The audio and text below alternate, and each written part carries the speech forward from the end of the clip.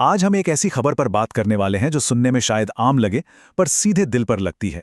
दिल्ली के एक फ्लाईओवर पर एक बेहद दर्दनाक हिट एंड रन एक्सीडेंट सामने आया है। आज के इस विश्लेषण में हम इस पूरी घटना, पुलिस रिपोर्ट्स और अब तक सामने आई जानकारी को एक साथ जोड़कर देखने की कोशिश करेंगे, ताकि इस खबर के पीछे की पूरी सच्चाई समझ आ सके। तो चलिए सीधे शुरू करते हैं। सोचिए, एक 25 साल का नौजवान आंखों में कुछ उम्मीद लेकर एक नए शहर आता है और उसके पहले ही हफ्ते में उसकी जिंदगी एक झटके में खत्म हो जाती है। ये कोई कहानी नहीं है, बल्कि एक कड़वी सच्चाई है जो हमें मजबूर करती है ये जानने के लिए कि उस दिन आखिर हुआ क्या था और इस हादसे की कड़ियां कहां से जुड़ी हैं। तो सबसे पहले बात करते हैं इस पूरे मामले की शुरुआत की, द डाबरी फ्लाईओवर इंसिडेंट। बृहस्पतिवार की सुबह ठीक 7:35 हो रहे थे। यही वो सटीक वक्त था जब दिल्ली पुलिस के कंट्रोल रूम में एक ऐसी इमरजेंसी कॉल आती है जिसने इस खबर की शुरुआत की। कॉल करने वाले ने बताया कि वेस्ट दिल्ली के पंखा रोड पर दाबरी फ्लाईओवर से एक व्यक्ति नीचे गिर गया है और उसे तुरंत मदद की जरूरत है। अब देखिए, जब तक पुलिस की टीम तेजी से मौके पर पहुंची तब तक हालात पूरी तरह बिगड़ चुके थे। वहां का मंजर कैसा था? फ्लाईओवर पर एक बुरी तरह टूटी हुई स्कूटर पड़ी थी और वहीं पास में एक लावारिस कार। जख्मी स्कूटर राइडर को आनाफानन में करीबी अस्पताल तो ले जाया गया, लेकिन अफसोस डॉक्टर्स ने उसे वहां मृत घोषित कर दिया। और हां, इस सब में सबसे बड़ा सवाल यह था कि एक्सीडेंट करने वाली कार का ड्राइवर मौका देखते ही वहां से फरार हो चुका था।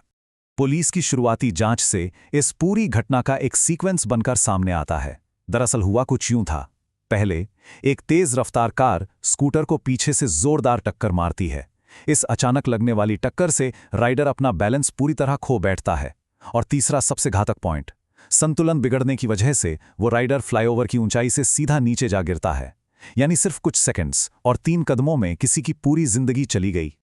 अब इस हादसे के बाद कानूनी कार्रवाई क्या हुई? बढ़ते हैं हमारे अगले हिस्से की तरफ, द पुलिस इन्वेस्टिगेशन। इस पूरी घटना पर डीसीपी वेस्ट दारादेश शरद भास्कर का बयान सबसे अहम है। उन्होंने ऑफिशियल तौर पर कहा कि शुरुआती जांच इस बात की तरफ इशारा करती है कि कार की टक्कर लगने के बाद स्कूटर राइडर ने कंट्रोल खो दिया और वो फ्लाईओवर से नीचे गिर गया। यहां हम हवाई बातों की जगह सीधे उन्हीं फैक्ट्स पर फोकस कर रहे हैं जो अथॉरिटी ने अब तक कंफर्म किए हैं। अब घटनास्थल पर मिले उन 2 वाहनों पर गौर करते हैं जो सबसे बड़े सुराग हैं। एक तरफ विक्टिम की बुरी तरह क्षतिग्रस्त स्कूटर और दूसरी तरफ वो कार जो लावारिस छोड़ दी गई थी। पुलिस जांच में पता चला है कि ये कार दिल्ली के ही दाबरी इलाके के एक स्थानीय व्यक्ति के नाम पर रजिस्टर्ड है। क्योंकि कार चलाने वाला तो निकल भागा, इसलिए अब पुलिस की सारी ताकत उस रजिस्टर्ड ओनर को ढूंढने में लगी है ताकि सच सामने आ सके। इस मामले को कानूनी धरातल पर समझने के लिए नए कानून यानी बीएनएस को देखना होगा। पुलिस ने जो पहली धारा लगाई है वो है बीएनएस सेक्शन 125A। अगर आसान शब्दों में कहें तो इसका मतलब है कोई भी ऐसी हरकत करना जिससे दूसरों की जान या उनकी व्यक्तिगत सुरक्षा खतरे में पड़ जाए। फरार ड्राइवर पर पहला शिकंजा इसी धारा के तहत कसा गया है। और उसके बाद आती है दूसरी अहम धारा बीएनएस सेक्शन 106, जिसका बिल्कुल सीधा अर्थ है लापरवाही से किसी की मौत का कारण बनना। तो इन दोनों धाराओं को मिलाकर इस पूरी इन्वेस्टिगेशन का कानूनी फ्रेमवर्क तय होता है। सही कारणों की पुष्टि करने के लिए विक्टिम के शव को पोस्टमार्टम के लिए मोर्चरी में भी सुरक्षित रखवा दिया गया है। पर इन कानूनी डिटेल्स के पीछे आखिर वो इंसान कौन था, ये जानने के लिए आते हैं इस विश्लेषण के सबसे अहम और मानवीय हिस्से पर, राजकुमार स्टोरी। ये नाम था राजकुमार, उम्र केवल 25 साल। वो मूल रूप से झारखंड के गोड्डा जिले का रहने वाला था। एक बेहतर जीवन की आश में उसे दिल्ली आए हुए अभी 1 हफ्ता ही तो बीता था, जहां वो एक फूड डिलीवरी एग्जीक्यूटिव के तौर पर काम करने आया था। सागरपुर इलाके में वो अपने एक साथी और रूममेट महावीर के साथ रह रहा था। इन छोटी छोटी बातों से पता चलता है कि रोजगार की तलाश में कोई अपना घर-बार छोड़कर कितनी दूर आने पर मजबूर हो जाता है।